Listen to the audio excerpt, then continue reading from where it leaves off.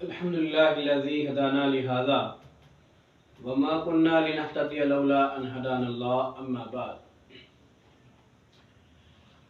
आज इंशाअल्लाह कुरान करीम के पारा नंबर 4 का खुलासा बयान करेंगे। अल्लाह ताला से दुआ है कि अल्लाह तबारक व तआला सही सही बयान करने की तौफीक अता फरमाए।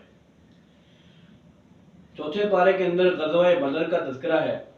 अल्लाह ताला कुरान करीम में फरमाते हैं, और अल्लाह ने जंग बदर में भी तुम्हारी मदद की थी और उस वक्त भी तुम बेसरो सामान थे, बस अल्लाह से डरो और उन एहसानों को याद करो ताकि शुक्र करो जब तुम मोमिनों से ये कहकर उनके दिल बढ़ा रहे थे कि क्या ये काफ़ी नहीं कि परवरदिगार 3000 फरिश्ते नाज़िल करके तुम्हारी मदद दे।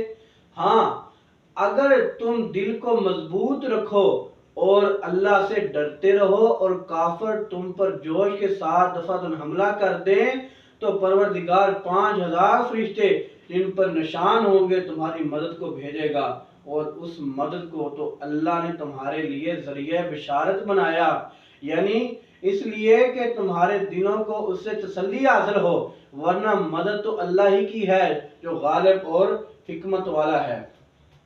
तरीक़े इस्लाम में जंग बदर सबसे पहले वक़ूफ़ पज़ीर हुई। बावजूद के मुसलमान बहुत कमज़ोर थे, बेसरो सामान थे, हथियारों की भी किल्लत थी, फिर भी अल्लाह ने उन्हें फतह दी। इस आयत में इसी तरफ इशारा है।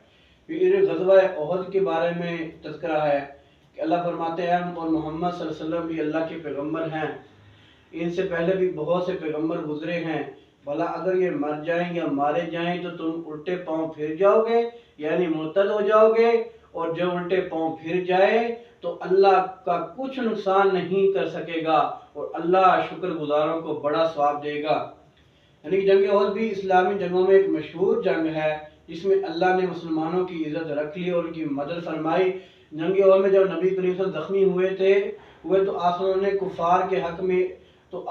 कुफार के हक में कलमा शाह फरमाया कि वो कौन कैसे फला पा सकती है जो अपने नबी को जख्मी करे। ये आयत इस बारे में इरशाद हुई और इसमें मेरास का मसला है। जैसे कि अल्लाह ताला फरमाते हैं, अल्लाह तुम्हारी औलाद के बारे में तुमको इरशाद फरमाता है कि एक लड़के का हिस्सा 2 लड़कियों के हिस्से के बराबर है, इला आखिर ही।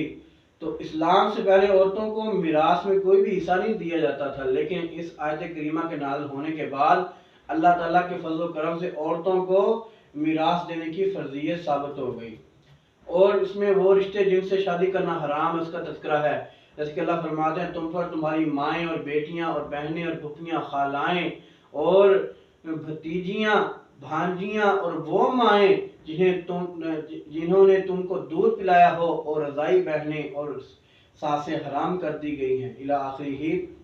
तो इस अमर पर उम्मत में इत्फाक है कि एक लड़के या लड़की ने जिसका औरत का दूध पिया हो उसके लिए वो औरत माँ के हुक्म में है, वो उसका शोहर बाप के हुक्म में है, और तमाम रिश्ते जो हकीकी माँ और बाप के ताल्लुक से हराम होते हैं, रज़ाई माँ और बाप के ताल्लुक से भी हराम हो जाते हैं। इस बच्चे के लिए रज़ाई माँ का सिर्फ वही बच्चा हराम नहीं जिसके साथ इसने दूध पिया हो, बल्कि उसकी सारी औलाद उसके सगे भाई बहनों की तरह है, और उनके बच्चे इसके लिए सगे भांजों भतीजों की तरह हैं।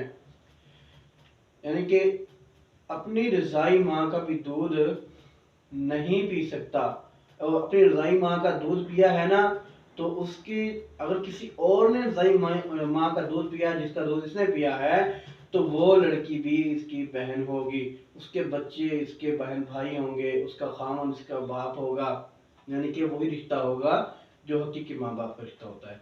अल्लाह ताला से दुआ है जो कोई बयान किया अल्लाह अपनी बारगाह में कबूल मंजूर फरमाए। वमा हिया इल्लल बलागुल मुबीन।